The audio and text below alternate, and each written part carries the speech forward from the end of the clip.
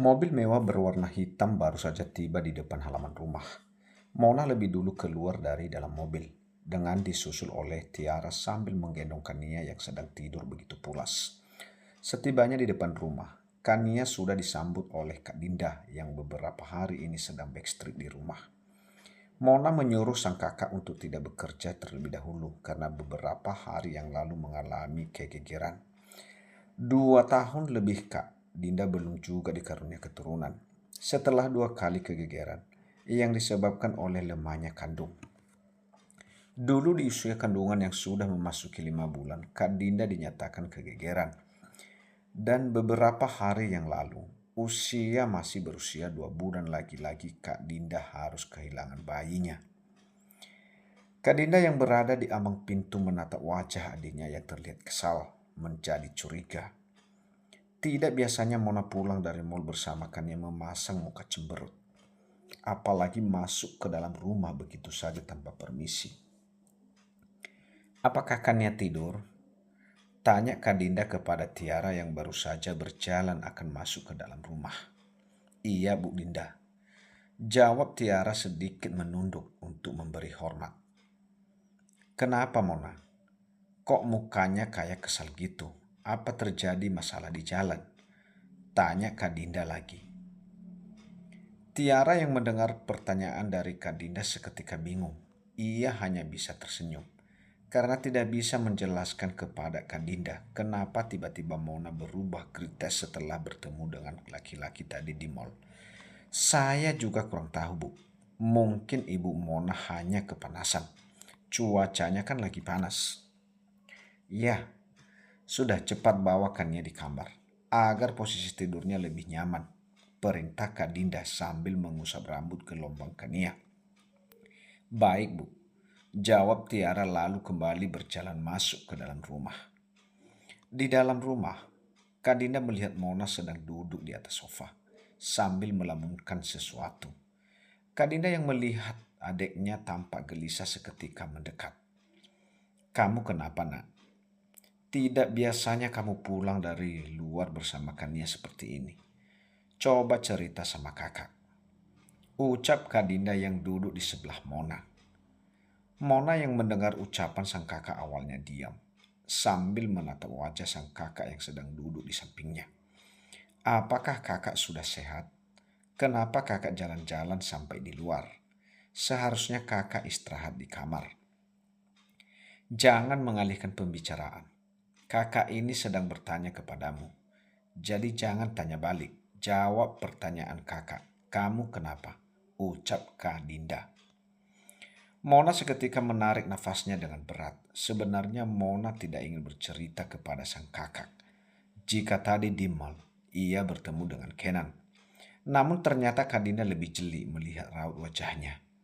Sekarang Kak Dinda adalah dokter psikolog.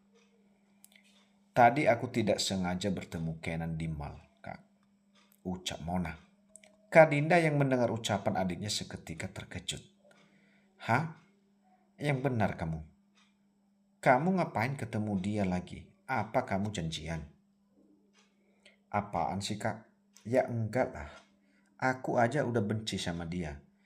Ngapain aku janjian sama dia? Punya nomornya aja enggak? Jawab Mona sambil menatap wajah sang kakak. Dibilangin kita nggak sengaja ketemu. Aku aja juga bingung, kenapa tiba-tiba ada dia di mall itu. Apalagi dia yang nemuin Kania saat Kania hilang di mall tadi. Jadi yang nemuin Kania di mall tadi si Kenan. Kak Dinda yang semakin terkejut. Sebab saat Kania hilang di mall, Mona sempat mengirim pesan kepada Kak Dinda. Iya, aku juga tidak tahu. Bagaimana bisa Kania bertemu dengan Kenan? Kenapa sangat kebetulan sekali? Jadi Kenan sudah melihat putrinya. Apakah dia berpikir Kania anaknya? Sepertinya dia berpikir bahwa Kania adalah anak yang dulu aku kandung. Tapi aku bilang bahwa aku sudah menggigiurkan anak itu. Dan bilang bahwa Kania adalah anakmu. Lalu bagaimana? Apakah dia percaya? Tanya Kak Dinda. Entahlah, percaya tidak percaya. Mungkin dia terus mencegahku untuk tidak pergi dari mall dan bilang bahwa dia selama ini mencariku di Jepang. Jadi awalnya dia percaya jika keluarga kita tinggal di Jepang. Sepertinya seperti itu, jawab Mona. Berarti persembunyian kita telah diketahui, sahut Tuan Johan yang berjalan ke arah Kadinda dan juga Mona. Papa, ucap Mona menatap ke arah sang ayah. Tidak hanya Kenan yang selama ini mencarimu, tapi Tuan Galang dan juga Karin, selaku orang tua angkat Kenan. Mereka mencoba mencari tahu keberadaan kita semua. Tuan Johan yang duduk di seberang meja. Hah? Buat apa orang Tuan Kenan juga mencari kita, Pak? Tanya Kak Dinda. Kata Om Wicak, yaitu sahabat Papa dan juga sahabat Om Galuh, yang sekarang menjadi teman bisnis Tuan Galang, cerita sama Papa bahwa Dewi istri Kenan belum juga bisa memberi cucu untuk mereka. Banyak rumor yang beredar bahwa Dewi MDL, tapi entah benar atau tidak, Papa juga tidak paham. Maka dari itu Tuan Galang dan Karin mencari Mona untuk menanyakan anak yang dulu berada di dalam kandungan Mona, jelas Tuan Johan. Apa? Enak saja keluar ke Kenan. Dulu kemana? Dulu aja nolak untuk menikahkan Kenan bersama Mona. Ngotot mau nikahin Kenan sama Dewi itu. Giliran lama punya cucu, nyari-nyari Kania. Dinda tidak setuju, Pak, jika Kania diakui cucu oleh keluarga Kenan. Kamu kira Papa setuju? Rasa sakit Papa masih terasa sampai sekarang. Saat Galang menolak Mona, bahkan keluarga mereka tidak melihat betapa susah papahnya kita membesarkan Kania. Bahkan Mona HML tanpa seorang suami. Bagaimana mungkin Papa sebagai ayah rela begitu saja? Walaupun Kenan putra Galuh, sahabat Papa, tapi Kenan sudah keterlaluan. Bukan hanya Papa, bahkan rasa sakit yang Mona alami tidak akan pernah hilang sampai kapanpun, sahut Mona. Apa kamu masih lama di Bali? Ken, tanya Tuan Galang dari sambungan telepon. Seharusnya besok sudah pulang, Pak. Tapi Kenan ingin di sini terlebih dahulu, jawab Kenan yang masih berdiri di dekat jendela hotel. Hah? Ngapain kamu lama-lama di sana? Hanya untuk menuruti keinginan Dewi yang suka menghambur-hamburkan uang untuk liburan. Papa ini bagaimana sih? Dulu Papa yang memaksa Kenan untuk menikahi Dewi. Lalu kenapa sekarang Papa marah jika Kenan menuruti keinginan Dewi? Itu dulu Kenan. Papa sekarang gak suka sama dia. Pokoknya kamu besok harus segera pulang ke Jakarta. Biarin Dewi di Bali sendiri. Enak aja ngabisin uang yang tidak penting.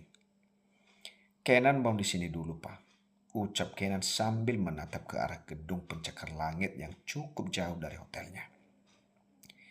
Apa Dewi memaksamu untuk tetap tinggal di sana? Hah? Di mana dia? Biar Papa yang bicara sama dia. Dewi sedang keluar sama teman-temannya, Pak. Dan aku sedang di hotel, jawab Kenan. Wanita tidak tahu diuntung. Bagaimana bisa dia keluar malam-malam begini, ninggalin suaminya sendiri? Lebih baik kamu segera ceraikan Dewi, Kenan, dan fokus untuk mencari Mona dan juga anaknya. Perintah Tuan Galang. Itu alasan Kenan masih mau tinggal di Bali, Pak. Hah? Maksud kamu? Tuan Galang yang tidak paham dengan ucapan anaknya. Tadi siang, Kenan tidak sengaja bertemu dengan seorang anak kecil perempuan di mall, sekitar umur 2-3 tahun. Ternyata anak itu terpisah oleh orang tuanya. Dan Papa tahu siapa orang tua anak kecil itu? Siapa? Tanya Tuan Galang. Mona, Pak. Saat aku mengembalikan anak itu kepada ibunya, disitulah aku bertemu dengan Mona, jawab Kenan. Apa? Jadi Mona ada di Bali?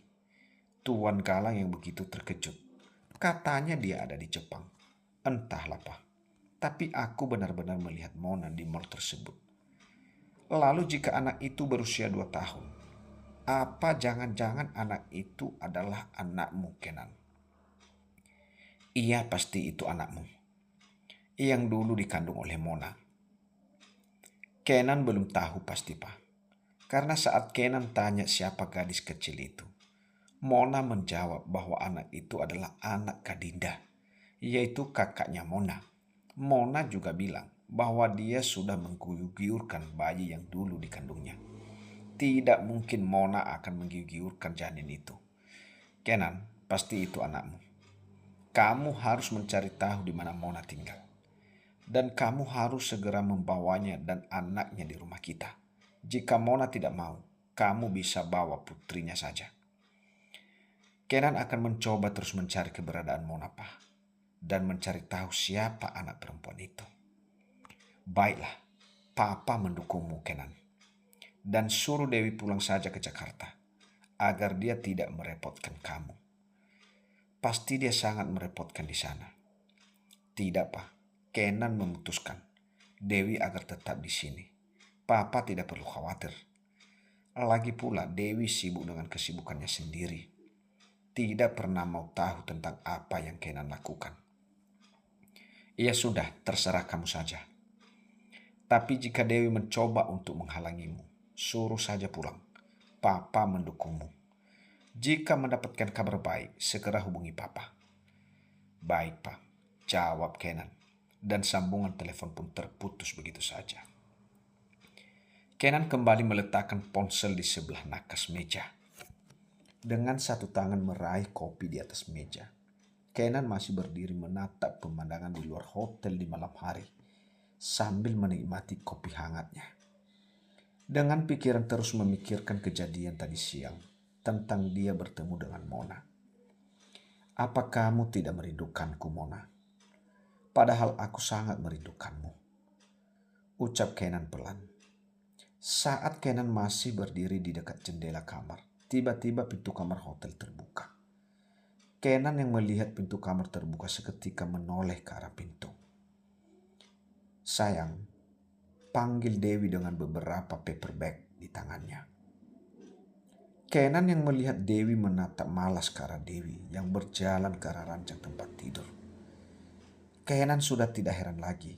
Keseharian Dewi hanya belanja, shopping, ke salon, ke mall, ke kafe. Tidak pernah memasak, menyiapkan persiapan suami. Dewi hanya sibuk dengan dunianya sendiri. Bahkan Kenan selalu mengeluh dengan sikap Dewi. Bukan karena uang yang selalu Dewi minta, namun karena Dewi tidak ada tanggung jawabnya sama sekali sebagai istri. Shopping lagi.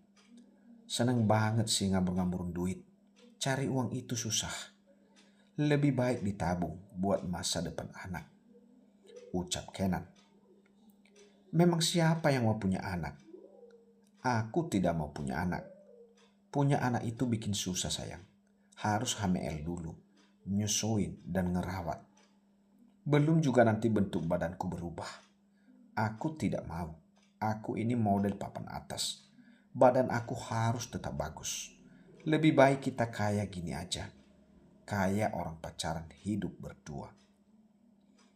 Kata-kata itulah yang selalu Kenan dengar dari mulut Dewi. Selalu menolak untuk mempunyai momongan. Jika saja Dewi mau mempunyai baby, mungkin Kenan sedikit demi sedikit bisa mencintainya. Dan bisa melupakan Mona. Namun Dewi jauh dari kata seorang istri dan ibu. Tidak ada sedikit pun sosok seorang istri dan ibu di dalam diri Dewi. Maka dari situ Kenan tidak pernah bisa mencintai Dewi. Dan hanya menganggap Dewi adalah teman di ranjangnya saja. Bagus kan sayang bajunya?